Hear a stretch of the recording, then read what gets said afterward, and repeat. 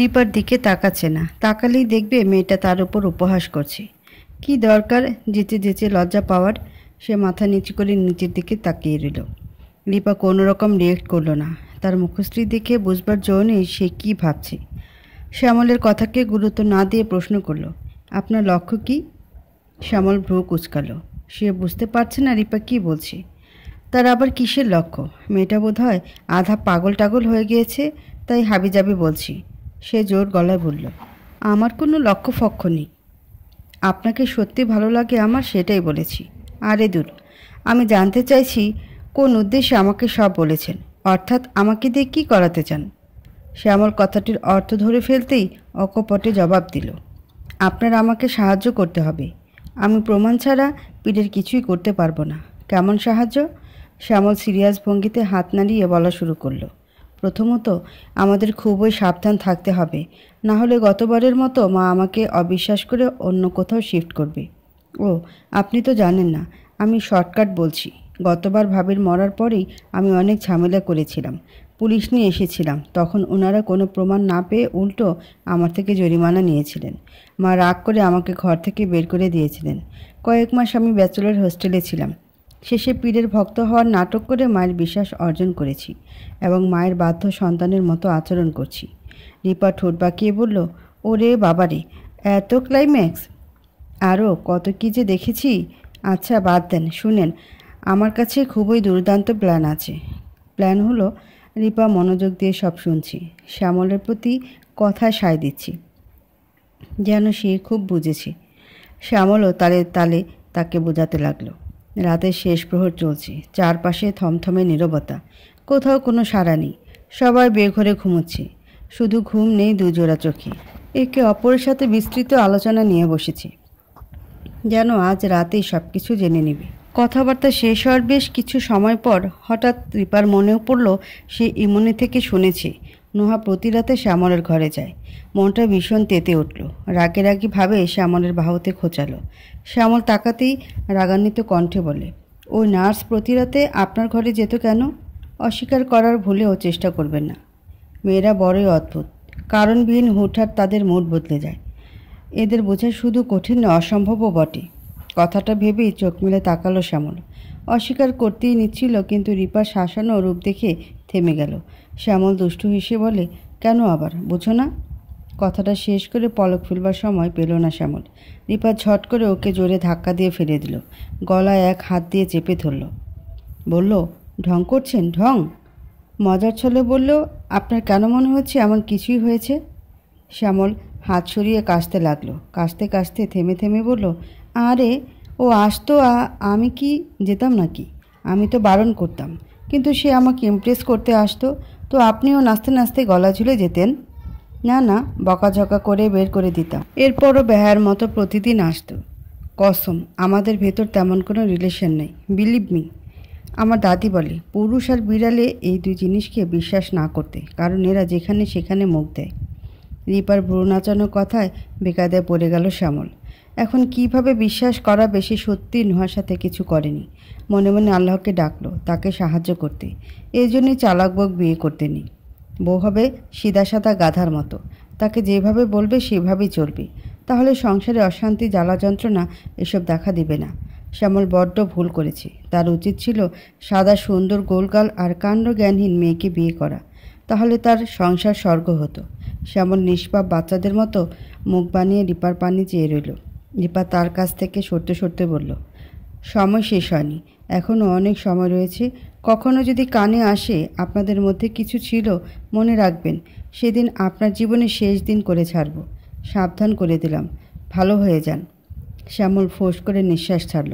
তার মনে হচ্ছে এতক্ষণ তার মাথার উপর বস্তা, না না, বস্তার পুরো গোডাউন ছিল। স্বস্তির নিঃশ্বাস ফেলে সোজা হয়ে বসল। আপাতত সব কিছু ঠিক হয়েছে। নিজেকে ধাতস্থ করে শাসালো নোহা থেকে তাকে দূরে থাকতে হবে। শুধু দূরে নয়, মহা দূরে। না হলে কখন কোন কেলেঙ্কারি ঘটবে কে জানে। মেয়েরা হলো অ্যাটম বোম, এরা তুচ্ছ কারণে ফেটে যায়। পুরুষদের খুবই সাবধান থাকতে হবে, না হলে পলকই ছাড়খাড় হয়ে যাবে। ভেবেই লম্বা নিঃশ্বাস ফেলল শ্যামল। চৈত্র মাস, চারপাশ রোদের উত্তাপে গরম হয়ে আছে। ঘর থেকে পা ফেলতেই মনে হচ্ছে চামড়া জ্বলে যাচ্ছে। এই অতিরিক্ত গরমের কারণ কি? চারদিকে গাছপালা কেটে ফেলায় এত গরম পড়েছে, নাকি জ্বালানি হতে নির্গত কার্বন মনোক্সাইডের প্রভাবে? শ্যামল ভ্রুকুচকে ভাবছে। তার ভাবনা চিন্তার পরিসর বিস্তৃত। তার সব কিছুতে যুক্তি লাগে। যুক্তি না থাকলে সে ওই জিনিস নিয়ে ভাববে না। কাঠফাটা গরমের মধ্যে মাজারের বাইরে বসে থাকতে বড্ড বিরক্ত হচ্ছে শ্যামল। সকাল না হতে নির্মলা বেগম তাদের সবাইকে নিয়ে পীরের দরবারে হাজির হয়েছেন। উদ্দেশ্য হলো রিপার জন্য পীরের আশীর্বাদ। এই পীর সাহেবের আগে কিছুই ছিল না, অথচ এখন কত কি! তার সেবায় 5-6 জন নিয়োজিত। তার উপর সে বিশাল এক মাজার বানিয়েছে। রাস্তা দিয়ে যে পথচারী যায় সে এসে কিছুক্ষণ কান্নাকাটি করে কতগুলো চকচকের নোট দান বক্সে ঢুকিয়ে যায়। শ্যামল ভীষণ চিন্তিত। এই লোকের তো বিরাট ধান্দা হয়েছে। খুবই জোরালো প্রমাণ না পেলে এসব অন্ধভক্ত তাড়ানো তার জন্য কঠিন হয়ে পড়বে। রিপা ইমনের দ্বিতীয় স্ত্রী সেজে পীরের এক কক্ষে বসে আছে। নিখুঁতভাবে সে অভিনয় করে যাচ্ছে। পীরের কক্ষের দরজা লাগানো। নির্মলা বেগম সহ বাকিরা বাইরে দাঁড়ানো। পীর সাহেব এখন ধ্যান করছেন। উনি ইমনের প্রথম স্ত্রীকে আহ্বান করছেন। কিছুক্ষণের মধ্যেই সে আসবে। হঠাৎ করে রুমের বাতি নিভে গেল। এক দমকা বাতাস এসে গা ছুঁল। রিপার শরীর ছমছম করে উঠল। পীর হুঙ্কার দিয়ে ইমনের প্রথম স্ত্রীর রূপ ধারণ করে নিলেন। তিনি মোটা সরিয়ে বললেন, কেমন আছো রিপা? রিপা বলল, ভালো আছি। পীর নাটকীয় ভঙ্গিমায় রিপার সাথে কথা বলতে লাগলো। রিপাও দক্ষতার সহিত অভিনয় চালিয়ে যাচ্ছে। সে ভীষণ ভয় পাচ্ছে এমন ভান ধরল। 5 মিনিট না যেতে পীর সাহেব আবারও শরীর ঝাঁকিয়ে নিজের অস্তিত্বে ফিরিলেন। বাইরে থেকে এক রক্ষী দরজা খুলে দিতে হুড়মুড় করে রিপার পরিবার ঢুকে পড়ল। তারা তাকে একে একে এ প্রশ্ন সে প্রশ্ন করতে লাগলেন। রিপা উচ্ছ্বাসের সহিত বলল, মা মা আমি আপুর সাথে কথা বলেছি। নির্মলা বেগম পীরের দিকে শ্রদ্ধার দৃষ্টিতে তাকিয়ে বললেন, এসব ওনার কাণ্ড। আমি তোকে সকালে বলেছিলাম না ওনার কত ক্ষমতা? এবার নিজের চোখে দেখলি তো? হ্যাঁ মা, নির্মলা বেগম ফিসফিস করে বললেন। এবার হাতের ওই বালাজোড়া খুলে দে। সাহেব খুবই খুশি হবেন। উনি না করবেন তুই জোর করে দিস। পীরের কান স্পষ্ট কথাটা ঢুকেছি। রিপা এক পলক তার দিকে তাকিয়ে বলল, কিন্তু মা, আপু তো বলেছে আমার শরীরে সব সময় এইসব অলংকার রাখতে। তিনি এগুলোতে ফু দিয়ে দিয়েছেন। এখন নাকি কেউ আমার ক্ষতি করতে পারবে না। আমি কি দিয়ে দিব? সত্যি বলছিস? না না বাপু, তাহলে দরকার নেই। হ্যাঁ সত্যি। সাথে এটাও বলেছেন ওনার অলংকারগুলো যেন সাহেব বাবা থেকে নিয়ে যাই। ওগুলো নাকি তিনি আমার জন্য রেখেছেন। আমি কতবার না না বলেছিলাম, কিন্তু উনি কঠিন আদেশে সুরে বলেছেন আমি যদি এসব না নিই তাহলে নাকি কখনো ইমন সুস্থ হবে না। ওরা নাকি ওনার পিছন ছাড়বেন না। এখন আপনি বলেন আমি কি করব? সাহেব বাবা বিস্ফোরিত চোখে তাকালেন। তার মুখশ্রী দেখলে যে কেউ বলবে সে তার জীবনে প্রথম এতটা আশ্চর্য হয়েছে, এবং এমন আশ্চর্য সে আর কোনোদিন হবে না। সে তৎক্ষণাৎ ঘাড় হেলিয়ে বলল, মিথ্যা বলছে এমি, আমি এইসব কিছুই বলিনি। কথাটা বলে জিভ কাটল সে। মুখ ফসকে কী বলে ফেলল। তারা তাকাতে সে কথাটা ঘুরিয়ে বলল, আমার কথার অর্থ হলো প্রীতি এসব কথা কেন বলবে? এতদিনেও তো কখনো বলেনি। রিপা বলে, এতদিনে বলেনি, আজ বলেছে। আপনি না দিলে আমার কি? এমন সুস্থ হবে না, এইটুকুই তো। আচ্ছা এটা বলেন তো, আপনি কিভাবে জানলেন মিথ্যা? তখন তো আপনার মধ্যে আপু ছিলেন। তাহলে উনি কি বলেছেন সেসব তো আপনার জানার কথা না, তাই না? পীর থতমত খেয়ে গেল। কথা বলার মতো কিছু খুঁজে পাচ্ছেন না। নির্মলা বেগম খুশি খুশি মুখে বলেছে পীর সাহেব, বউটা ছিল এমন উদার। আপনি দিয়ে দেন। ওসব সে পড়ে দিয়েছে। এগুলো পড়লে আমার ছেলের মঙ্গল হবে। সে দ্রুতই সুস্থ হয়ে উঠবে। সাহেব বাবা ক্ষুদ্র দৃষ্টিতে তাকালেন রিপার দিকে। তার দৃষ্টি দেখে রিপার মনে হলো লোকটা তাকে একা পেলে চিবিয়ে গিলে খাবে। রিপা না দেখার মতো নির্মলা বেগমের সাথে বানিয়ে বানিয়ে এটা সেটা বলতে লাগলো। পীর যা বলেছিল তার একটা শব্দও বলল না। তা দেখে পীর আরও ক্ষুব্ধ হলো। খুবই কষ্টের সহিত তিনি রিপার হাতে জিনিসগুলো এগিয়ে দিলেন। রিপা নিতে যেয়ে দেখল তিনি শক্ত করে ধরে রেখেছেন। রিপাও জোর করে টেনে নিয়ে গেল। পীর সাহেব কঠিন দৃষ্টি নিক্ষেপ করলেন। সাথে সাথে রিপার চোখ টিপে তার দিকে হাসি ছুড়ে দিল। সূর্যের প্রখর তাপে উত্তপ্ত পৃথিবী। জ্বলসে যাচ্ছে গাছগাছালির পাতালতা। পিচঢালা রাস্তাঘাট আগুনের ন্যায় গরম, পা ছোঁয়ানো যাচ্ছে না। দূর দূরান্তে বাতাসের কোনো লেশ দেখা যাচ্ছে না। ইতিমধ্যে গরমে আধো সিদ্ধ হয়ে গিয়েছে শ্যামল। সে ভীষণ হতাশ প্রকৃতির উপর। এত গরম কেন? তার জন্য একটু শীতল হলে কি হতো? এদিকে বারবার তৃষ্ণা পাচ্ছে। এতবার অন্যের কাছ থেকে পানির বোতল নিয়ে খাওয়াটা তার নিকট বেমানান লাগছে। সে ঠিক করেছে আরেকবার পিপাসা পেলে বোতলটা আর দেবে না, সোজা গলায় ঝুলিয়ে নেবে। তাহলে আর খুঁজতে হবে না, ফটাফট খেয়ে নেবে। সাহেব বাবার বাড়ি থেকে বেশ খানিক পথ হাঁটতে হয়। ওইটুকু কাঁচা পথে গাড়ি চলে না, সেজন্য সবাই হেঁটে আসছে। শ্যামলের ধারণা হচ্ছে বাকিরা হাঁটছে কম, গল্পগুজব করে হেলে দুলে পড়ছে বেশি। মেয়ে মানুষ মানেই কথাবার্তা।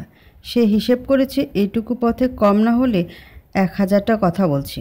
শ্যামল ভেবে পায় না এত কথা কই থেকে আসে। গরমে পাগল হয়ে যাচ্ছে সে, ওদিকে মেয়েরা খুশি খুশি হয়ে গল্প করছে। তাদের দেখলে মনে হবে না আদৌ কোনো গরম পড়েছে কিনা।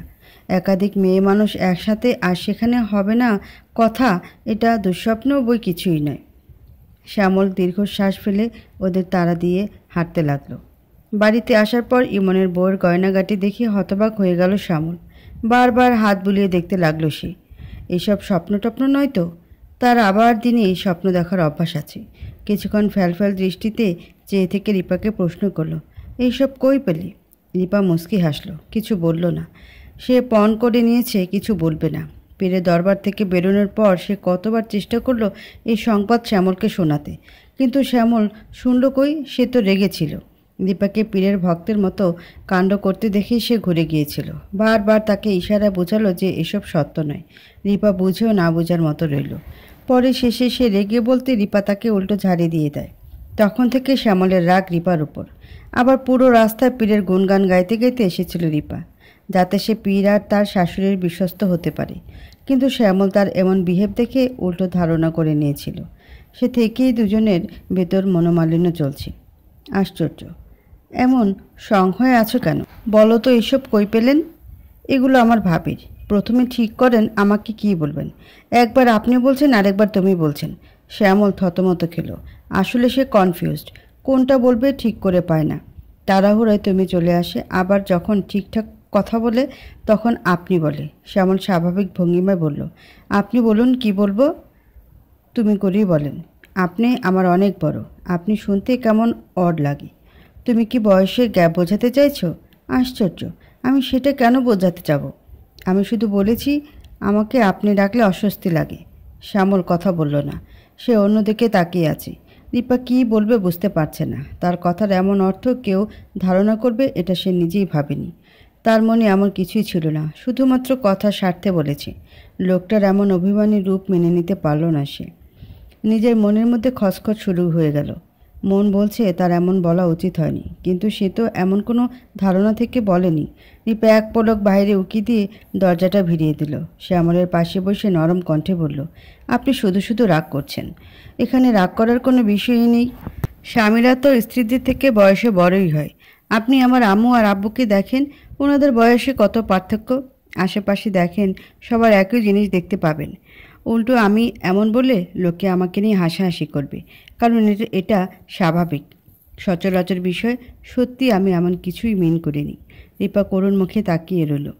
লোকটার মতিগতি কিছুই বুঝতে পারছে না, কেমন এক দৃষ্টিতে তাকিয়ে আছে। সে ধীর কণ্ঠে বলে, আচ্ছা সরি, আর এমন বলবো না। শ্যামলের মন করল। সে রিপার হাত দুটো নামিয়ে বলল, সরি বলতে হবে না, আমি রাগ করিনি। রিপা একটুখানি হাসল। স্বামীর সাথে সংসার করা খুবই সহজ, কিন্তু মানুষ তা সহজ হিসেবে নেয় না। তারা জটিল থেকে জটিল করে ফেলে। তার মা আর বাবার যখন কোনো কারণে মনোমালিন্য হয়, তখন তারা একে অপরের সাথে দীর্ঘ সময় কথা বলে না। কেউ বিষয়টাকে মিটিয়ে নেয় না। তারা 3 বোন, কেউ মা আবার কেউ বাবাকে বলে কথা বলে নিতে। তখন তাদের হাজার অভিযোগ বেরিয়ে আসে। কেউ কারো নিকট ছোট হতে চায় না। তার মা বাবার ধারণা সরি বলা মানে ছোট হওয়া, ইজ্জত চলে যাওয়া, ইগো হার্ট হওয়া। সেজন্য দীর্ঘ সময় তাদের মনোমালিন্য এবং সংসারে অশান্তি চলে। রিপা এসব ভাবে না। অপরপক্ষ ক্ষমা চাইবে না বলে কি সেও চাইবে না? তাহলে তো কারোই চাওয়া হবে না, উল্টো সম্পর্কের দূরত্ব বাড়বে। আজ সে আগ বাড়িয়ে ঝামেলা মিটিয়ে নিয়েছে, কাল দেখা যাবে তার স্বামী মিটিয়ে নেবে। একেই তো বলে সংসার। রিপার ভাবনার চিন্তায় ব্যাঘাত ঘটে শ্যামলের বারংবার করা প্রশ্নে। শ্যামল উৎসুক হয়ে প্রশ্ন করছে গয়নাগাটির ব্যাপারে। রিপা খানিক হেসে সেখানে ঘটে যাওয়া ঘটনা বর্ণনা করলো। সব শুনে শ্যামল হাসতে হাসতে গড়াগড়ি খাচ্ছে। ও মাই গড, সিরিয়াসলি রূপু, তুমি এমন কাণ্ড করেছ? তুমি দেখি আমার ধারণার 1 ধাপ আগে। রূপু ডাক শুনতেই শরীর শীতল হয়ে উঠল রিপার। সে হাসি থামিয়ে দেয়। এই ডাকটা খুবই পুরানো। দাদাদান ছাড়া কেউ তাকে এ নামে ডাকেনি কখনো। আজ শ্যামলের হঠাৎ বলায় তার ভেতর কিছুটা নড়ে বড়ে উঠল। শ্যামল ব্রকুচকে তাকে ইশারায় প্রশ্ন করল, কী হয়েছে? রিপা মাথা নাড়িয়ে বলল, কিছু না। শ্যামল পাত্তা না দিয়ে হাসতে লাগলো। নির্মলা বেগম আয়নার সামনে দাঁড়িয়ে তৈরি হচ্ছেন। মুখে দেখে বোঝা যাচ্ছে না তিনি বেজায় খুশি। খুশি হবার কথা নয় কি? আজ এত বড় এক কাণ্ড ঘটেছে। মনে মনে রিপার উপর বেশ গর্ব করলেন। যাক, তিনি ভুল মেয়ে আনেনি। গত 1 বছর এতটা খুশি হতে তাকে আর দেখা যায়নি।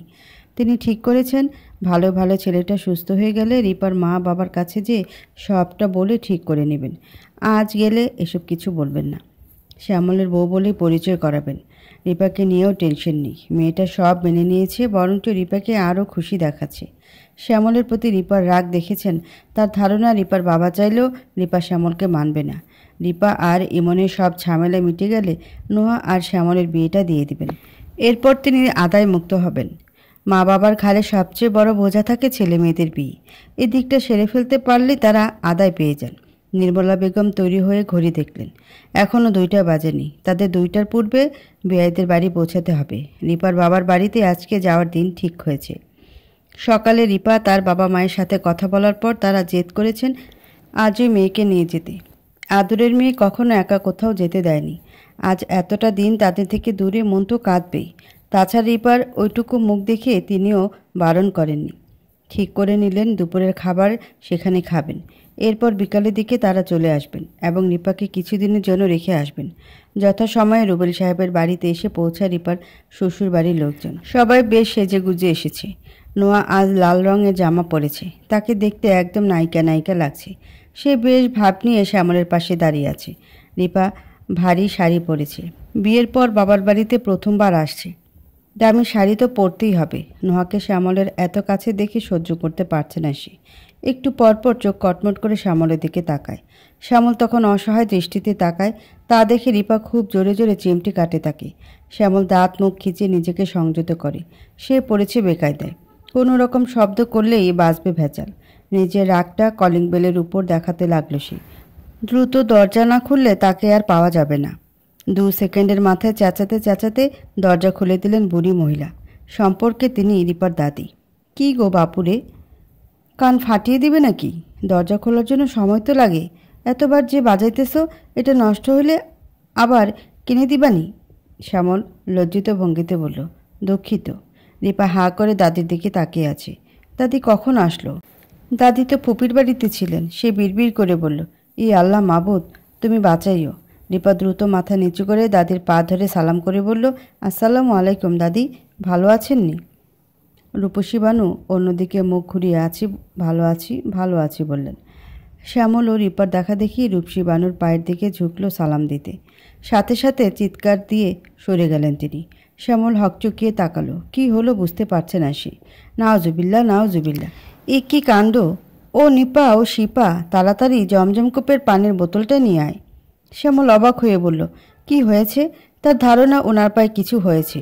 সে রূপসী বানুর পা দেখতে যেতেই তিনি চেঁচিয়ে বললেন, একদম কাছে আইবি না, না হলে মাথা ফাটিয়ে দিব। পুরুষ আর বিড়াল এই 2 জাতকে বিশ্বাস করতে নেই। এরা যেখানে সেখানে মুখ দেয়। রিপা চোখ বন্ধ করে ফেলল। এমন কিছু ঘটবে তার আগাম ধারণা ছিল। তার দাদি সূচিবায়ু টাইপের। কোনো পুরুষ মানুষকে তার আশেপাশে দেখতে পারেন না, এমনকি তার ফুপা এবং ফুফাতো ভাই পর্যন্ত না। শ্যামল ফ্যালফেল দৃষ্টিতে রিপার দিকে তাকিয়ে রইল। সে নির্বাক। বুড়ো বেটি তাকে এমন কিছু বলবে, এর জন্য সে মোটেও প্রস্তুত ছিল না। ইতোমধ্যে রূপসী বানু চেঁচামেচি শুনে উপস্থিত হলেন ঘরের বাকি সদস্যরা। রুবেল সাহেব বেশ ইতস্তত ভঙ্গিতে রিপা শ্বশুরবাড়ির লোকদের ভেতরে আসতে বলে রূপসী বানুকে নিয়ে ভেতরে চলে গেলেন। যদিও তিনি যেতে চাইছিলেন না, তবুও রুবেল সাহেব জোরপূর্বক নিয়ে গেলেন। রিপা মিনমিন গলায় বলে, ভেতরে আসেন। বাকিদের এখনও হতমব ভাবটা কাটেনি। কয়েক সেকেন্ডের মধ্যে কি হয়ে গেল তারা সেটা বোঝার চেষ্টায় রয়েছে। রিপার মা বিষয়টা সামাল দিয়ে হাসি মুখে ওনাদের ভেতরে আসতে বললেন। তারাও মেকি হেসে ভেতরে প্রবেশ করলো। শ্যামল এখনও ভ্যাবাচাকা খেয়ে আছে। নোহাও বেশ রেগে আছে। ঘরের মধ্যে বেশ জায়গা জুড়ে বাদামি রঙের সোফা সেট রাখা। এটা নিপার পছন্দের। ঘরের বেশিরভাগ আসবাবপত্রই তাদের 3 বোনের পছন্দের। তারা তাদের পছন্দের জিনিসেরও খুব কদর করে। যার যার জিনিস সে সামলায়। তাই তো ঘরের প্রতিটা জিনিস চকচক করছে। মধ্যবিত্তদের টানপোড়েনের সংসারে সবসময় শৌখিন জিনিসের দেখা মেলে। নির্মলা বেগম বেশ খুঁটিয়ে খুঁটিয়ে সব দেখছেন। অন্যরা কান সজাগ করে রূপসী বানুর চেঁচামেচি শুনছেন। তাকে রুমে নেওয়ার পর থেকে তিনি চেঁচিয়ে যাচ্ছেন। নিপা শিপা মিকি হেসে তাদের এন্টারটেইন করার চেষ্টা করছে। রিপার মা এক ট্রে শরবত আর পিঠা নিয়ে এসেছেন। মেহমানদের প্রথমে কিভাবে ভাত খেতে বসিয়ে দিবেন তাই এ হালকা পাতলা নাস্তা ব্যবস্থা করেছেন। তাছাড়া মেয়ে শ্বশুরবাড়ির লোকজন বলে কথা, রিপাও মাকে সাহায্য করছে এটা সেটা এগিয়ে দিতে। রুবেল সাহেব বেশ ব্যস্ত গলায় মাকে থামানোর চেষ্টা করছে। রূপসী বানু থেমে থাকার পাত্র নয়। তিনি খোঁটাতে লাগলেন রিপার বিয়ে নিয়ে। রিপার বিয়ের সময় বড় গাড়ি চলছিল না, তাই তিনিও আসতে পারেননি। তাই বলে কি তার জন্য অপেক্ষা করা যায় না? কিভাবে দাদিকে রেখে নাতনির বিয়ে দিয়ে দিলেন? রূপসী বানুর স্বভাব খুবই একরোখা। কোনো বিষয় নিয়ে কথা উঠলে তিনি তার 1 মাস আগের পুরনো কথা নিয়েও ভেজাল শুরু করে দেন। বাড়িতে আসার পর তো 3 দিনেও থামেননি। রূপসী বানু ফোরন কেটে বললেন, হ্যাঁ থামতে তো বলবি। আমি এখন বুড়ো হয়ে গিয়েছি, মেয়ের বিয়েতে পর্যন্ত আমাকে নিমন্ত্রণ করিসনি। খা তোরা, শান্তিতে থাক। 10 মাস 10 দিন আমি কুমির পেটে ধরেছি, থাকবো না আর চলে যাব। এক্ষুনি দিয়ে আয় আমায়। কথাটা বলে তিনি ড্রয়িং রুমের দিকে হাঁটা দিলেন। রুবেল জানে মা ঘরের বাইরেও পা দিবেন না। শুধু শুধু যেয়ে রিপা শ্বশুরবাড়ির লোকজনের সাথে ঝামেলা পাকাবেন। সে দৌড়াতে লাগলো মাকে আটকে রাখতে। রূপসী বানু আঁচল দিয়ে চোখের জল মুছতেছেন আর ঠোঁটে হাসি ফোটাচ্ছেন। তিনি পৌঁছাবার পূর্বেই কলিং বেল বেজে উঠল। রিপা দরজা খুলতে দেখল ময়নার মা। ময়নার মা হলো কাজের লোক। তার খুব ভালো একটা নাম আছে আঁখি, অথচ তাকে সবাই ময়নার মা বলে ডাকে। সে এই কলোনিতে বেশ পরিচিত। তাকে ফোন দিয়ে খোঁজ করতে হয়। হাতের পুতলিটা অন্য হাত বদল করে ভেতরে ঢুকতে দেখল রূপসী বানু এদিকে আসছে। সে তৎক্ষণাৎ বাইরে চলে গেল। হন্তদন্ত হয়ে প্রশ্ন করল, তোর দাদি কবে এলো? রিপা মুখ ভার করে বলে, জানি না, আমিও আজ দেখলাম। ময়নার মা নিজেকে আড়াল করে বলে, আমি যাইতেছি। তোর মারে বলিস পাশের বাসার বেডিটা অসুস্থ, তার বাসায় এসেছি। আর শোন, দাদিরে বলিস না আমি আইসি যে, নাহলে সে হুদাই তার এটা সেটা খুঁজে পাবে না। রিপা হতাশ গলায় বলল, আচ্ছা। ময়নার মা পা বাড়ানোর পূর্বেই রূপসী বানু চেঁচিয়ে বললেন, কী রে ময়নার মা, তুই আইসস? তো এমন চোরের মতো যাইতেছস কে? দেখি দেখি তোর পুটলিতে কি আছে। কিছু নাই খালাম্মা, শুধু বাসি পটল তরকারি। রূপসী বানু আরও চোখে তাকিয়ে বললেন, ও আচ্ছা, এদিকে আয় তো। আমার 4 গোটা সুপারি খুঁজে পাইতেছি না, তুই দেখছস? একটু খুঁজে দে তো। ময়নার মা চোখ বন্ধ করে ফেলল। এ নতুন না, একটু পর শুনবে বুড়ির 2টা পান পাচ্ছে না, তারপর শুনবে কিসের বোতল নেই, আরও কত কিছু শুনবে। বড্ড আফসোস লাগছে কেন যে এসেছে। তার ধারণা আজ ঘুম থেকে উঠবার পর ময়নার মুখখানা দেখেনি, তাই এমন মুসিবত দেখা দিচ্ছে। কাল থেকে ময়নাকে বেঁধে রাখবে, তারপর ঘুম থেকে উঠে তার মুখ দেখে কাজে আসবে। রিপার মায়ের বারবার ফোন কল আর কাকুতি না শুনলে সে আজ আসতো না। গুণাক্ষরে যদি টের পেত রূপসী বানু এসেছেন, তাহলে সে আজ কেন আগামী 2-3 দিনেও এই ত্রিসীমানায় পা রাখত না। ময়নার মা যদি এখন ভেতরে না আসে, তাহলে কয়েক ঘন্টার মধ্যে রটে যাবে সে রূপসী বানুর জিনিসপত্র চুরি করে নিয়ে ভেগেছে। তাই অজ্ঞতা ইচ্ছা না থাকা সত্ত্বেও ভেতরে ঢুকতে হলো তাকে। রূপসী বানু বলেন, বুঝলি ময়নার মা, মানুষ বুড়ো হয়ে গেলে তার দাম থাকে না। পেটের ছেলেটাও আপন নয় রে, তাই তো নাতনিটারে বিয়া দিয়েছে আমারে না জানাইয়া। ময়নার মা চুপ করে রইল। তিনি আবারও বলেন, দেখ দেখ, ছেলে আর ছেলের বউ আজকে দুনিয়াটা রান্না করছে মাইয়ার শ্বশুরবাড়ির লোকদের খাওয়াইতে, আর আপন মারে প্রতিদিন লবণ দেওয়া ভাত দিছি। কারে কমু এসব দুঃখ? রূপসী বানুর কথা মিথ্যা নয়। সে গত 2 দিন লবণ আর পানি দিয়ে ভাত কষলে খেয়েছেন। পেটে গণ্ডগোল দেখা দিয়েছে, সেজন্যই এমন খাবার খেয়েছেন। এটা তার স্বাস্থ্যের জন্যই ছিল, সে নিজেই খেয়েছিল। সুস্থ থাকলে তো আলবাত তাকে মাছ মাংস ডিম এসব দিতেন। বসার ঘরে বসে সার্কাস জমির মতো এসব দেখছে শ্যামলের পরিবার। তাদের মধ্যে হালকা পাতলা খারাপ লাগা দেখা দিয়েছে। ধারণা করছেন সত্যি সত্যি বোধহয় রূপসী বানুর সাথে এমন করা হয়, তাকে কষ্ট দেওয়া হয়। নির্মলা বেগম উঠে রিপার মায়ের হাত ধরে বলেন, বেআইন, এসব ঠিক নয়। ওনার বয়স হয়েছে বলে কি এসব করবেন? উনি আপনার শাশুড়ি। আর যদি আপনার মেয়ের সাথেও তার ছেলের বউ এমন করে, তাহলে আপনার কেমন লাগতো? এমন কিছু মোটেও আশা করিনি। রিপার মায়ের দিকে তাকালে যে কেউ বলবে তিনি আকাশ থেকে পড়েছেন। মুখ ফুটে কিছু বলবার পূর্বেই রূপসী বানু বলেন, আপনি আমার জন্য কষ্ট পায়েন না, এসব অভ্যাস হয়ে গেছে। আমার তো আপনারে নিয়ে টেনশন হইতাছে। নাতনিটা না জানি আপনার লগেও এমন না করে, একটু সাবধানে থাকেন। নির্মলা বেগম চুপসে গেলেন। তার মনে নানা রকম শঙ্কা দেখা দিতে লাগলো। তিনি এক পলক রিপার দিকে চাইলেন, মনকে ঝাড়া দিয়ে বলেন, ছি, এসব কি ভাবছেন? রিপা এমন কিছুতেই করবে না। রুবেল মায়ের পাশে দাঁড়িয়ে ফিসফিস করে বলে, মা এসব কি বলছো? রিপা তোমার নাতিন। রূপসী বানু বলে, ঠিকই কইছি, আমারে ফালাইয়া যে বিয়া দিছস তখন মনে ছিল না হ্যাঁ আমার নাতিন? রুবেলের ইচ্ছা করলো নিজের গালে নিজেই চড় দিতে। তার জীবনের জন্য আক্কেল হয়ে গেছে। সে জীবনও আর তার মাকে রেখে ঘরে সামান্য মিলাদও করবে না।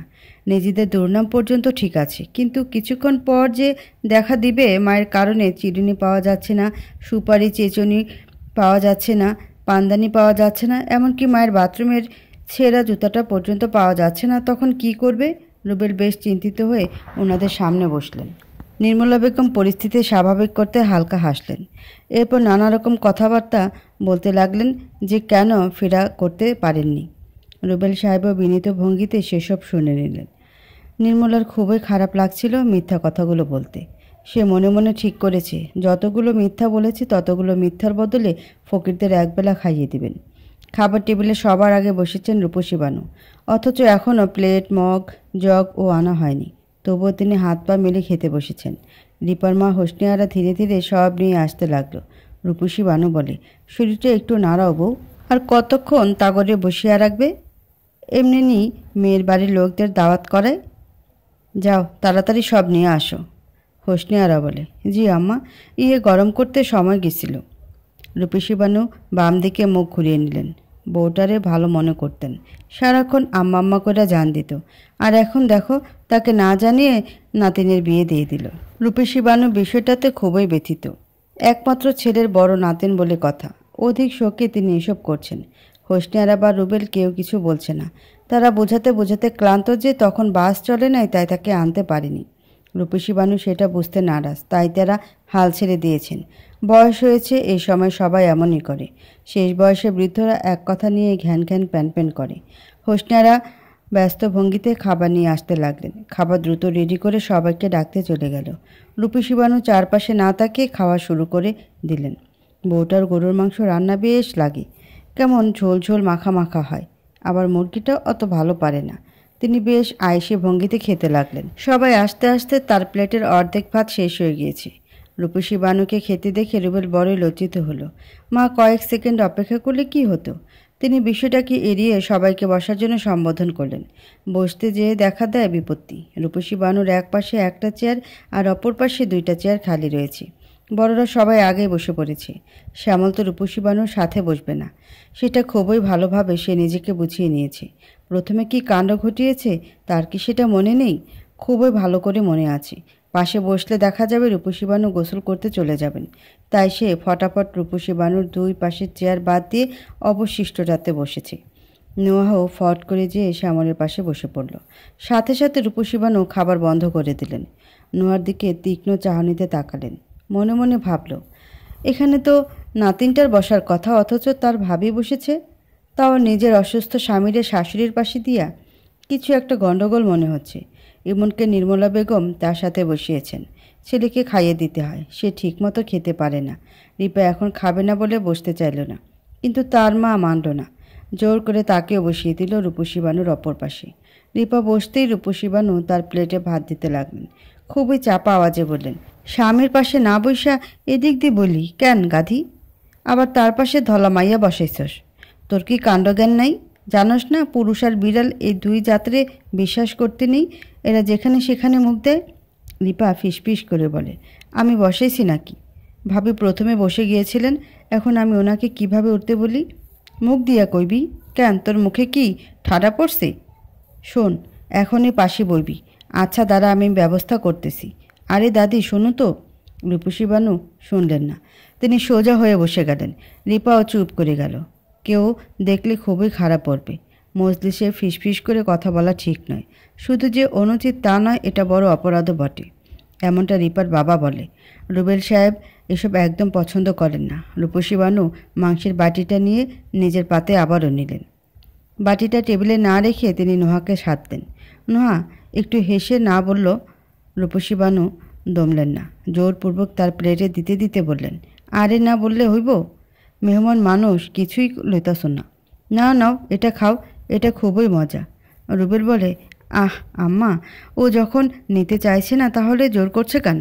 তুই চুপ কর, মেহমানরা তো না করবেই, তাই বলে। ও কি করলেন? আমার এত দামি জামা। রূপসী বানু শর্মিন্দা হলেন। অপরাধী সরে বলেন, দুঃখিত দুঃখিত মা, একদম চোখে দেখি নেই। বয়স হয়েছে তো, এই জন্য চোখে কম দেখি। পোলাডারে কতবার কইলাম চশমা কিনে দিতে, ভালো একটা ডাক্তার দেখাতে, এরা শোনে কই।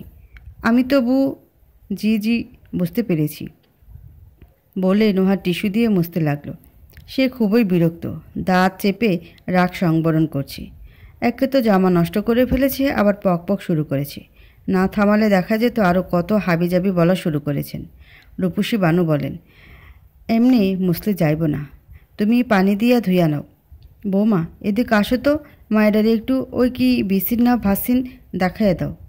নোহা লাগবে না বলে যেতে চাইল না। রূপসী বানু মানলেন না, জোরপূর্বক খোসনি আরার সাথে বিসিনে পাঠিয়ে দিলেন। পুরো ব্যাপারটা নির্বাক হয়ে দেখছে রিপা। দাদির কাণ্ডতে সে মোটেও অবাক হয়নি। তার ধারণা দাদি পারে না এমন কিছু নেই, শুধু পাশে বসেছে দেখে তাকে উঠিয়ে দিয়েছে এবং আর খেতে দিবে না যে এও সে জানে। তার চিন্তা হচ্ছে যদি ঘূর্ণাক্ষরও টের পান নোহা মেয়েটা তার স্বামীর পেছনে লাইন মারে তখন যে কি করবে কে জানে। রূপসী বানু ইশারায় তাকে শ্যামলের পাশে বসতে বললেন। রিপা চারপাশের মানুষজন দেখিয়ে না বলল। রূপসী বানু রেগে গেলেন, মনে মনে রিপাকে খুবই কঠিন গালি দিলেন। রিপা আড়ষ্ট হয়ে বসে রইল। রূপসী বানু আবারও বাটি হাতে নিয়ে রিপাকে উদ্দেশ্য করে বললেন, ওমা গো, নাতিন জামাই দেখি কিছুই নিতাছে না। কী রে রূপা, তুই নিজে নিজে সব গিলতাছস? এই নি জামাইরে দি, আমি দিতে গেলে পইরা যায়, নে তুই দে। সবাই খাওয়া বন্ধ করে রিপার দিকে তাকালো। রিপা হে হে করে মেকি হাসলো। দাদির দিকে দাঁত চেপে তাকিয়ে উঠে যেয়ে শ্যামলের পাশে বসলো। দাদির হাত থেকে বাটি নিয়ে একসাথে 3-4 চামচ তরকারি দিতে লাগলো। শ্যামল বলে, আর দিও না, এতগুলো খেতে পারবো না। রিপা ফিস ফিস করে বলে, কেন? নোহা পাশে নেই বলেই? ঢলাঢলি না করলে শান্তি লাগে না, তাই না? চুপচাপ খান বলছি। শ্যামল অসহায় দৃষ্টিতে খাবারের দিকে তাকিয়ে রইল। মন বড্ড কুড়গাইছে।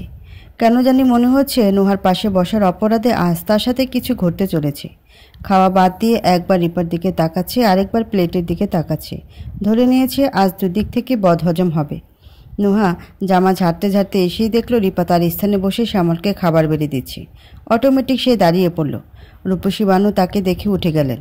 আরে মা, এসেছ? আমারে মাফ করে দিও, চোখে দেখি না তো। আচ্ছা, তুমি তো আর খাইবা না তাই না?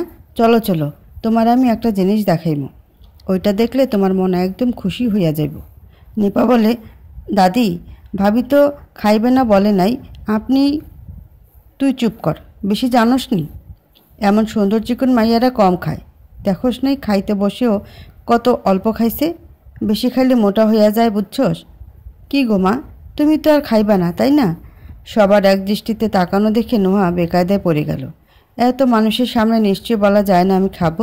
ভদ্রতার খাতিরে দাঁত চেপে হেসে বলে, হ্যাঁ হ্যাঁ, আর খাবো না, আমি এত অয়েলি ফুড খাই না। রূপসী বানু একগাল হেসে বলে, দেখছস আমি কইছি না।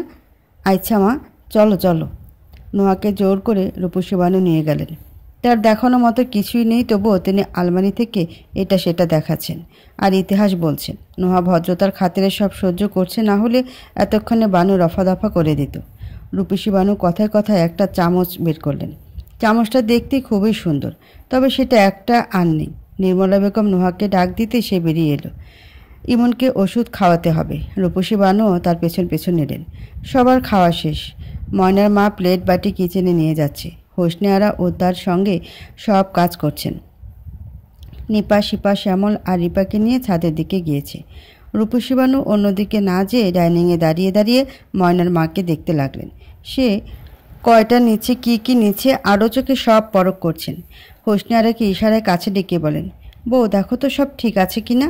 আহা আম্মা, ময়নার মা খুবই ভালো মানুষ, আপনি শুধু শুধু তাকে সন্দেহ করতেছেন। রূপসী বানু বিরক্তিকর সুরে বলেন, ভালো মানুষটাই আজকাল চুরি করে। ভালো ভালো বইলা তার সামনে সব খোলা রাখলে শয়তানি তখন তারে খোঁচায়, বলে নিয়ে নে।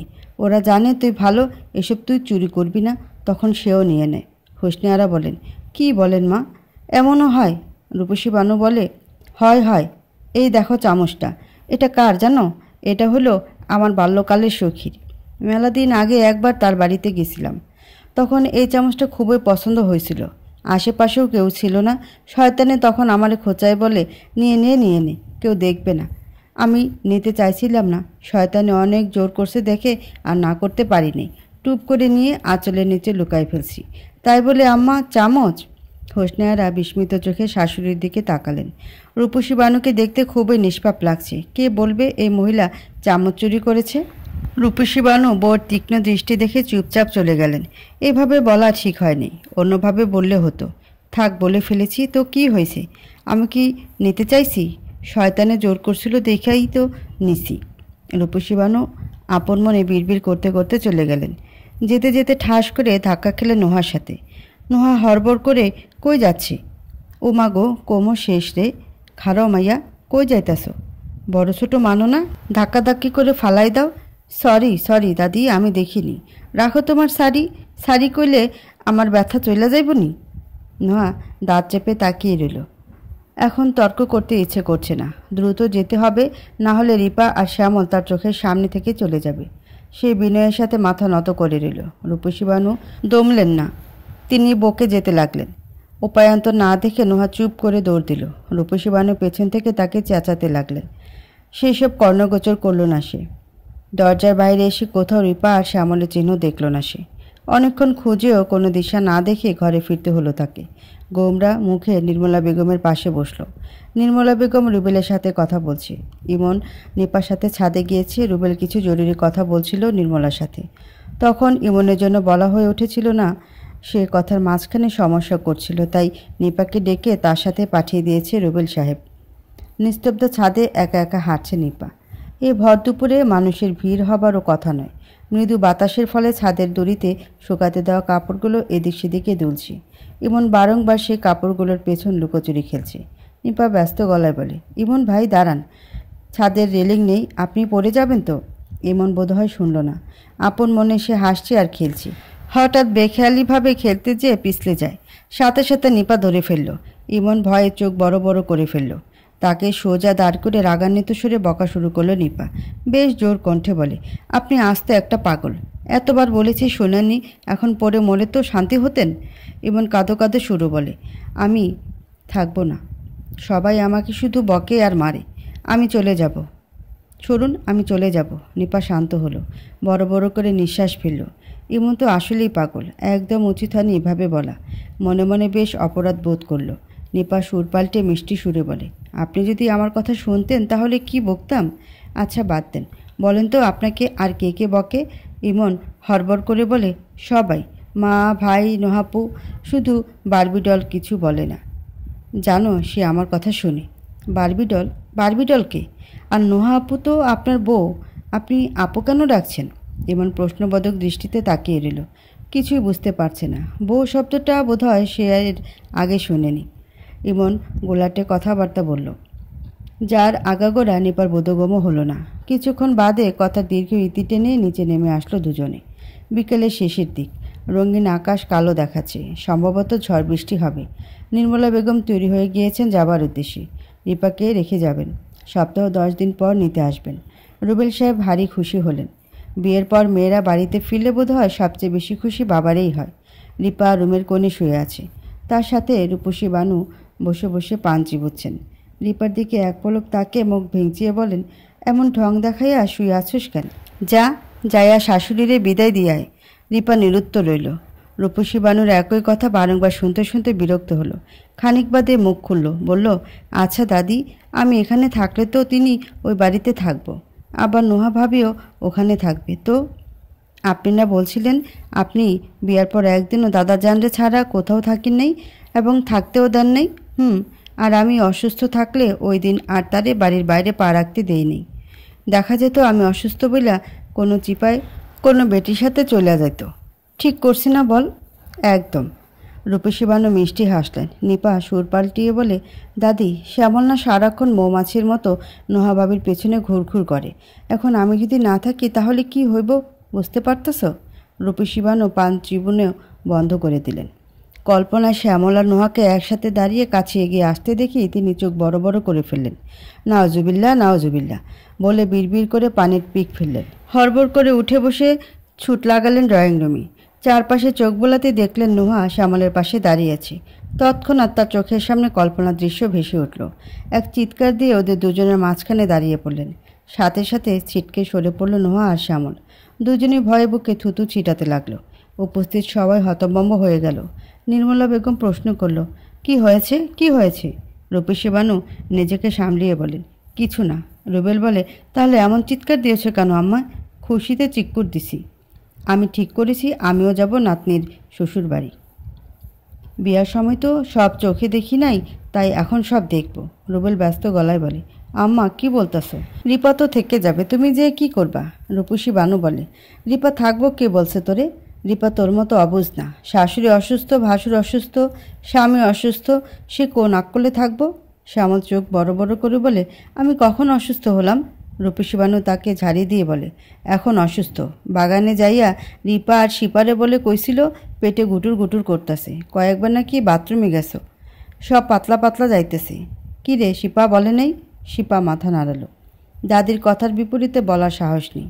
এর পূর্বে দুবার সাহস দেখানোর ফলস্বরূপ ফর্সা গাল দুটো লাল হয়ে গিয়েছিল, তাই এবার আর সাহস করল না।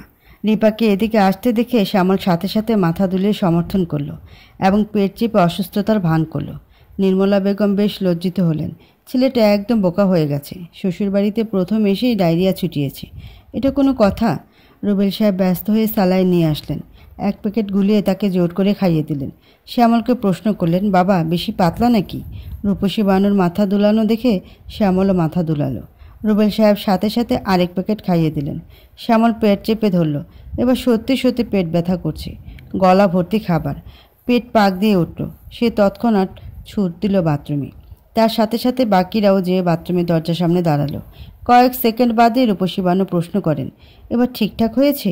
ভেতর থেকে তখন কোনোরূপ শব্দ আসে না। রূপসী বানু অস্থির হয়ে উঠলেন। বারংবার একই প্রশ্ন করতে লাগলেন।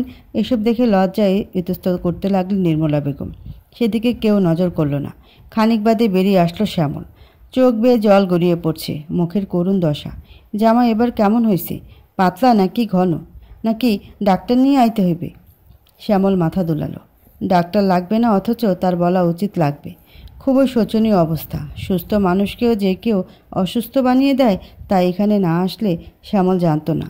কোনো রকম এলোমেলো পা ফেলে ড্রয়িং রুমে আসলো। রিপা মুখ চেপে দাঁড়িয়ে আছে। দম ফাটা হাসি আসছে তার। কিন্তু এখন হাসলে চলবে না। কেউ একজন অসুস্থ আর সেটা নিয়ে হাসাহাসি করলে নিশ্চয়ই সবাই তাকে সন্দেহ করবে।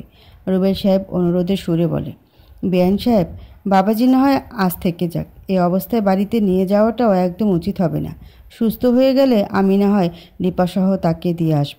নির্মলা বেগম নিশ্চুপ রইলেন। সে না পারছে হ্যাঁ বলতে আর না পারছে না বলতে। তার দেখা দিয়েছে উভয় সংকট। কিভাবে কি করবেন? শেষে সবার জোরাজুরিতে রাজি হলেন, কিন্তু নোয়া মানতে চাইল না। বহু চেষ্টা করলো রেখে না যেতে, সক্ষম হলো না। নির্মলা বেগম শ্যামলকে রেখে চলে গেলেন। যাবার সময় কঠিন কিছু আদেশ দিয়েছেন। শ্যামল চুপচাপ সব শুনল। সবাই চলে যাওয়ার পর রূপসী বানু পুরো ঘরের খুঁটিনাটি দেখতে লাগলেন। এমনকি নিচু হয়ে মেঝেতেও চোখ বুলিয়েছেন। সব ঠিকঠাক দেখে স্বস্তির নিঃশ্বাস ছাড়লেন।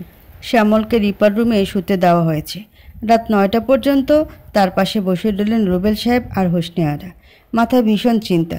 হঠাৎ মির্জামে অসুস্থ কিভাবে হয়ে পড়ল? কত পদের খাবার খাইয়েছেন তার ইয়ত্ত নেই। তারা চলে যাবার বেশ সময় পর রুমে আসলো রিপা।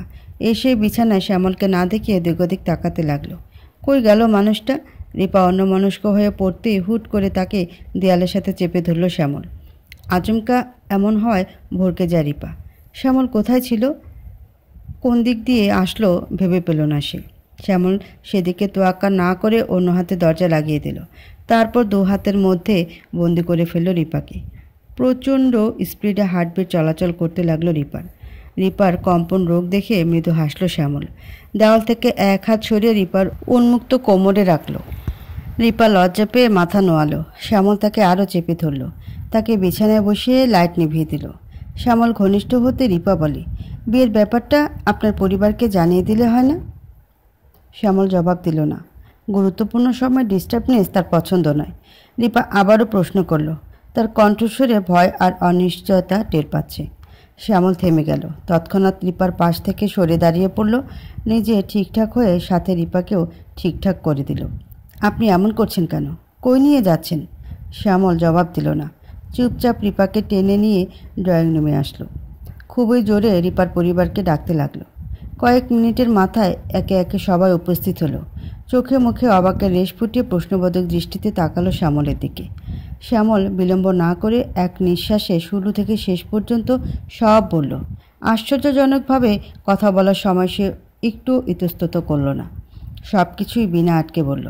এজন্যই তো ইমন ভাই ছাদে তখন এসব বলছিলেন। আর আমি কি না ওনাকে পাগল ভেবে সব উড়িয়ে দিয়েছি। নিপা কথাটা বলে থামল। রুবেল সাহেব গম্ভীর হয়ে বসে রইলেন। রিপা ভয় পাচ্ছে। বাবা না জানি উত্তেজিত হয়ে পড়েনি। কি দরকার ছিল এসব বলার? মনে মনে দোয়া দুরুদ পরে ফু দিতে লাগলো। সবার মুখভঙ্গি দেখে বোঝা যাচ্ছে তারা কতটা আশ্চর্য হয়েছেন। রুবেল উত্তেজিত হয়ে পড়ল। ক্ষোভে চেঁচাতে লাগলেন। শ্যামল নীরব হয়ে সব শুনতে লাগলো। হোসনেয়ারা তাকে থামাতে লাগলো। তুমি চুপ করো। কি হয়েছে বুঝতে পারছো? জি বুঝতে পেরেছি। আপনি শান্ত হন, না হলে অসুস্থ হয়ে পড়বেন। রুবেল শান্ত হলো। চুপ করে সোফায় বসে পড়ল। কেউ কিছু বলছে না। শ্যামল মাথা নিচু করে দাঁড়িয়ে আছে। বেশ সময় বাদে মুখ খুললেন রুবেল সাহেব। গম্ভীর সুরে বললেন, তোমার মা যখন জানবেন রিপা তোমার বউ, তাহলে কি তিনি মেনে নেবেন নাকি? অবশ্যই মেনে নেবেন। ভাইয়ের ট্রিটমেন্ট চলছে। ডাক্তার বলেছে দ্রুতই সুস্থ হয়ে উঠবেন। আর কালকে মাকে সব জানাবো। মা যখন সব জানবেন তখন তিনি নিজে ক্ষমা চাইবেন আপনাদের থেকে। যদি এমন না হয়, এমনই হবে। তার জন্য পুরো পরিকল্পনা করা হয়েছে। এমনকি আমরা প্রায় সফল। শুধুমাত্র কালকের অপেক্ষা। এর জন্য আপনাদেরও সাহায্য দরকার। রূপসী বানু বললেন। আরে ওই মেয়ে নুহানা ফুহা, ওর কি হবে? শ্যামল মাথা তুলে এক পলক তাকিয়ে আবারও মাথা নিচু করে বলে, তাকে তার স্বামী নিয়ে যাবে। তাদের সাথে আমার কথা হয়েছে। হোসনিয়ারা বিস্মিত হয়ে বলেন, তিনি বিবাহিত? জি, আমি রিপাকে এ বিষয়ে সব জানিয়েছি। বিয়ের বছর ঘুরে আসছে। নোহা আমাদের পরিবারের অসহায়ত্বের সুযোগ নিয়ে তার অসুস্থ স্বামীকে ছেড়ে দিয়ে বাড়িতে এসেছিল। হাসপাতালে ভাইয়াকে অসুস্থ দেখেই সে এ ধরনের ঘৃণিত বুদ্ধি এঁটেছে এবং পরবর্তীতে পীরের সাথে হাত মিলিয়েছে। গত কয়েক মাসে তার কাছাকাছি থেকে তার অতীতের সব তথ্য জানতে পেরেছি। এসব কবে থেকে হচ্ছে? শ্যামল মাথা নিচু করে বলে, গত 6 মাস থেকে। নোহা 6 মাস পূর্বে আমাদের বাড়িতে এসেছিল। রুবেল সাহেব হেসে উঠলেন। আচমকা তার হাসি দেখে ভরকে গেল সবাই। রুবেল হাতে তালি দিয়ে বলে, নাটক করো আমাদের সাথে? নাটক? কাল কি এমন হবে যে সব ঠিক হয়ে যাবে? বোকা পেয়েছো আমাদের, তাই না? এই রিপার মা, তুমি পুলিশে খবর দাও। এক্ষুনি পুলিশ এসে প্রতারকদের নাটক ঠিক করবে। অনেকক্ষণ পর রিপার মুখ খুলল। এতক্ষণ সে চুপ করেছিল। মিনমিন গলায় বলে, বাবা, পুলিশ ডাকার দরকার নেই। একবার দেখে নাও না কাল কি হয়। যদি কিছু না হয় তখন না হলে পুলিশ ডেকো। রুবেল সাহেব অবিশ্বাসের সুরে বলে, রিপা, এসব তুই বলছিস? রিপা মাথা নিচু করে ফেলল। বাবাকে প্রচণ্ড ভয় পায়। রুবেল যখন রেগে থাকে তখন কথা বলা তো দূর, তাদের 3 বোন তার সামনেই আসে না। রুবেলের মনে হলো তাবিজ বলতে সত্যি কিছু আছে, না হলে তার মেয়ে এত বদলে গেল কিভাবে? রুবেল রাগ করে চলে গেল। তাদের যা করবার ইচ্ছা করুক, সে এইসব মুখ তুলেও দেখবে না। একে একে সবাই চলে গেল, শুধু রূপসী বানু আর রিপা ব্যতীত। শ্যামল মনে মনে কথা গুছিয়ে নিল। রূপসী বানু তার শেষ ভরসা। তাকে মানাতে পারলেই কাল সে আরও অনেক বিষয় খোলাসা করতে পারবে। সে লেগে পড়ল রূপসী বানুকে বোঝাতে। সাহেব পীরের বাড়িতে বড় অনুষ্ঠান চলছে। বছরে এই একদিন এমন আয়োজন হয়। লোকজনও চলে আসে ভক্তি দেখাতে। এদিন সাহেব বাবার অনেক আয় হয়। বছরের পর বছর এই উৎসব উদযাপিত হয়ে আসছে। নির্মলা বেগম কখনো এই দিনের উৎসবে উপস্থিত মিস করেন না। এবারও করেননি। পুত্র, পুত্রবধূ এবং হবু পুত্রবধূ ও কন্যাসহ সপরিবারে উপস্থিত হয়েছেন। তাদের সাথে রূপসী বানু উপস্থিত হয়েছেন। পীর সাহেব আজ ভক্তদের সকল অনুরোধ পালন করবেন, তাই তিনি মাঝ উঠোনে পাটি বিছিয়ে বসেছেন।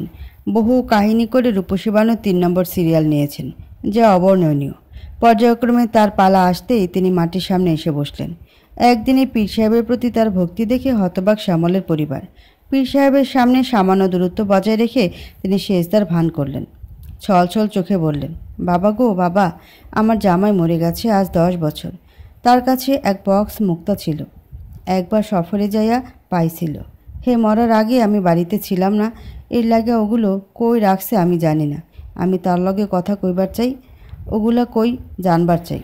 সাহেব বাবা চোখ মেলেন।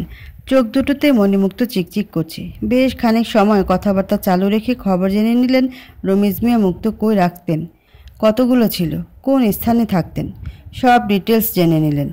এরপর শরীর নাড়া দিয়ে তিনি রমিজ মিয়ার রূপ ধারণ করলেন। হালকা পাতলা অভিনয় করে তিনি বলে দিলেন, ওই ঘরের মাটির নিচে রাখা, পুরো ঘর ভেঙে তল্লাশি করলে পাওয়া যাবে। রূপসী বানু খুবই আনন্দিত হলেন। ভক্তির শেষ পর্যায় পর্যন্ত চলে গেলেন। পীর সাহেব তখনও রমিজ মিয়ার রূপ ধারণ করে আছেন। রমিজ মিয়া সেজে তিনি অনেক অভিনয় করলেন। রিপার উপর পূর্বের প্রতিশোধস্বরূপ সকল স্বর্ণ গয়না দাবি করলেন। রিপা চুপচাপ সব শুনে নিল। প্রায় ঘন্টা আধেকের মতো সাহেব বাবা অভিনয় চালালেন। রূপসী বানু হাঁটু গেড়ে ভঙ্গিতে বসেছিলেন। এবার তিনি সোজা হয়ে দাঁড়িয়ে পড়লেন। হাতের ফোনটা রিপার দিকে এগিয়ে দিতে দিতে বলল, নে তো দাদা যান রে কল দে, দিয়া বল সে যেন এক্ষুনি আসে। নির্মলা বেগম অবাক হয়ে বললেন, মানেটানে কিছুই না, এতক্ষণ যা ছিল সব আপনার পীর বাবার ঢং ছিল। দাদা যান বেঁচে আছেন, তিনি ফুফির বাড়িতে। পীর সাহেব তো মৃত মানুষের ভিতরে যেতে পারেন, জীবিতদের নয়, কিন্তু তিনি জীবিত দাদার ভিতরে যেতে পেরেছেন। এর অর্থ নিশ্চয়ই বুঝতে পেরেছেন। উপস্থিত লোকজন খেপে গেল। তাদের পীর বাবাকে কেউ প্রমাণসহ মিথ্যা বলছে, এসব তাদের কাছে গ্রহণযোগ্য নয়। শরগোল শুরু হওয়ার পূর্বে পুলিশ ফোর্স বেরিয়ে আসলো। অফিসার নিঝুম কিছু প্রমাণ হাতে নিয়ে বললেন, আপনারা উত্তেজিত হবেন না, ওনারা যা বলছেন সব সত্যি বলছেন। পীর সাহেব এর সব কিছুই ছল। আপনাদের সম্পর্ক নিয়ে যেসব বলেন সেসব কিছু আগের থেকেই খোঁজ করে নিয়ে আসেন। ওনার পাশে যে তিনজনকে দেখছেন তারা তিনজনই ডিটেকটিভ। ওনারাই এসব খবর জোগাড় করেন। আর এই যে উনি আপনাদের তাবিজ আর ওষুধপত্র দেন সেসব ফেক এবং ইললিগেল প্রোডাক্ট। এসবে উচ্চমানের ড্রাগস থাকে, যার পরিমাণ একটু কম বেশি হলেই তৎক্ষণাৎ মারা যাওয়ার সম্ভাবনা 99%। এসব ড্রাগসগুলো অবৈধভাবে সিঙ্গাপুর থেকে আনেন। এর সাথে আরও অনেকেই যুক্ত রয়েছে। আমরা তদন্ত চালিয়ে যাচ্ছি। আর এই যে দেখুন সিসিটিভি ফুটেজ, যাতে গত কয়েকদিন এখানে সকল কর্মকাণ্ড রেকর্ড করা হয়েছে। পীর সাহেব বিস্ফোরিত চোখে তাকালেন। হুঁশ উবে গিয়েছে। প্রাইভেট রুমে তিনি উপস্থিত ব্যতীত কারো প্রবেশ নিষিদ্ধ। তাহলে এই রুমের ভিডিও কিভাবে ধারণ করা হয়েছে? ওখানে শুধু ভক্তদের পরিবারের মৃত লোকদের ভেতরে প্রবেশ করেন। গতদিনে শুধুমাত্র রিপা এসেছিল। এরপর তিনি আর কাউকে অ্যালাউ করেননি, কারণ সিঙ্গাপুর থেকে লোকজন এসেছিল। ঘাড় ঘুরিয়ে রিপার দিকে তাকাতেই দেখলেন রিপা মুসকি মুসকি হাসছে, যার অর্থ হলো রিপাই ওই ঘরে তার নজর এড়িয়ে এটা লাগিয়েছে। কিন্তু কখন, কিভাবে? ইস, এত বড় ভুল করলাম কিভাবে বলে কপাল চাপটালেন তিনি। লোকজন চোখ কপালে তুলে সব দেখতে লাগলো। একে একে পীরের সকল কুকর্ম বেরিয়ে আসলো। লোকজন থুতু ফেলে ধিক্কার জানিয়ে চলে যেতে লাগলো। তবে তার মধ্যে এখনও বেশ কয়েকজন পীরের ভক্ত রয়ে গিয়েছেন। সব কিছু দেখেও অবিশ্বাস করল। নির্মলা বেগম কিছু সময়ের জন্য সেন্সলেস হয়ে গেলেন। তার জন্য বড়সড় ধাক্কা ছিল। পীর সাহেবকে পুলিশ গ্রেফতার করেছে। চারপাশে রিপোর্টাররাও ভিডিও ধারণ করছে, সাথে নানা রকম মশলা মাখানো কথা লাগাচ্ছেন। রূপসী বানু বেশ সময় নিয়ে পীর সাহেবের পাশের বক্সটার দিকে তাকিয়ে আছেন। কাঁচের জিনিসটা দেখতে বক্স একটা বাটির মতো। রূপসী বানুর বেশ মনে ধরেছে। তার মস্তিষ্ক অনেকক্ষণ যাবৎ যুদ্ধ করছে, এটা নিবে কি নিবে না। রূপসী বানুর মাথার উপর থেকে সাদা রূপসী বলল, না না নিস না। লাল রূপসী বলে, নিয়ে নে রূপসী, আমি বলছি নিয়ে নে। রূপসী বানু এদিক ওদিক তাকিয়ে একটুখানি হেসে বলল, থাক, তুই যখন এত জোর করছিস নিয়েই নিতেছি। কথাটা শেষ না করেই কোটোটা আঁচলের নিচে লুকিয়ে ফেলেন। মনে মনে বললেন, শোন পীর বাবা, আমি নিতে চাই নাই, শয়তানে জোর করছে দেখা নিছি, না হলে এগুলো আমি তাকেও দেখতাম না। পরিশিষ্ট। সেদিনের পর নির্মলা বেগমের অন্ধবিশ্বাস ভেঙে যায়। তিনি তার ভুলের জন্য অনুতপ্ত এবং রিপার পরিবারের কাছে ক্ষমাও চেয়ে নেন। শ্যামল তখন তাকে সব জানিয়ে দেয়। নির্মলা বেগম প্রথমে মেনে নিতে না চাইলে পরবর্তীতে ঠিকই মেনে নেন। এভাবেই যদি তার ভুলের প্রায়শ্চিত্ত হয় তাতে ক্ষতি কী? নোহাকে বের করে দিয়েছেন তিনি নিজেই, এমনকি সরকারি হাসপাতালে ভর্তি করানো হয়েছে। তার অবস্থা এখন বেশ উন্নত। ডাক্তার বলছে আর অল্প কয়েক মাসে সে সুস্থ হয়ে উঠবে। রিপা 2 মাসে প্রেগনেন্ট। সে বেশ এক্সাইটেড। শ্যামলকে কি করে জানাবে লজ্জায় ভাবতে পারছে না। সে ঠিক করেছে কাগজে লিখে বলবে, আমাদের সম্পর্কের দ্বিতীয় সিঁড়িতে পা ফেলেছি। শীঘ্রই আসবে নতুন জীবন, নতুন বন্ধন। শ্যামল নিশ্চয়ই অবাক হয়ে যাবে, খুশিতে দেখা দিবে কেঁদে দিয়েছে। রিপা কল্পনা করে হেসে ফেলল। সম্পর্কগুলো কেন এত সুন্দর?